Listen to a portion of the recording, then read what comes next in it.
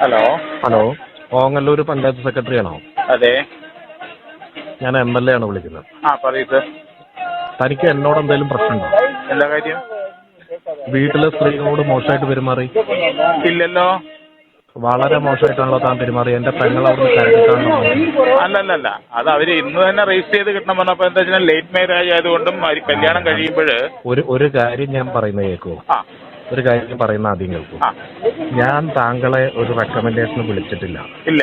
അവര് നോർമലായിട്ട് കാര്യം നടക്കുകയാണെങ്കിൽ നടന്നോട്ടെ എന്ന് കരുതി. ഓക്കെ. പക്ഷെ താങ്കൾ അവർ വന്നപ്പോ അവരുടെ വിദ്യാഭ്യാസ യോഗ്യതയും അവരുടെ സർട്ടിഫിക്കറ്റിന്റെ കാര്യം പറഞ്ഞ് വളരെ മോശമായിട്ടാണ് സംസാരിച്ചത്. ഇല്ല ഇല്ല. തനിക്ക് എന്തെങ്കിലും രാഷ്ട്രീയപരമായിട്ട് എന്നോട് പ്രശ്നമുണ്ടെങ്കിൽ വീട്ടിലെ ഒരു മിനിറ്റ് കേൾക്കണോ? വീട്ടിലെ സ്ത്രീകളോട് മാന്യമായിട്ട് പെരുമാറാൻ അറിയില്ലെങ്കിലും അടിച്ചു മൊന്ത പൊളിക്കും. ആയിക്കോട്ടെ.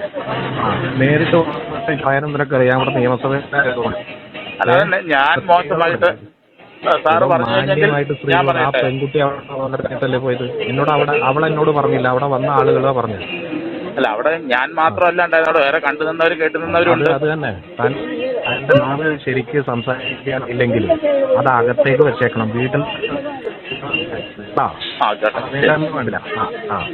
ഈ വർത്താനം പറഞ്ഞിട്ട് വന്നു കഴിഞ്ഞാണ്ടല്ലോ ഞങ്ങൾക്കും സംസാരിക്കാൻ വന്നിട്ട് നേരെ മോന്തയ്ക്ക് രണ്ട് തന്നിട്ടേ സംസാരിക്കുള്ളൂ.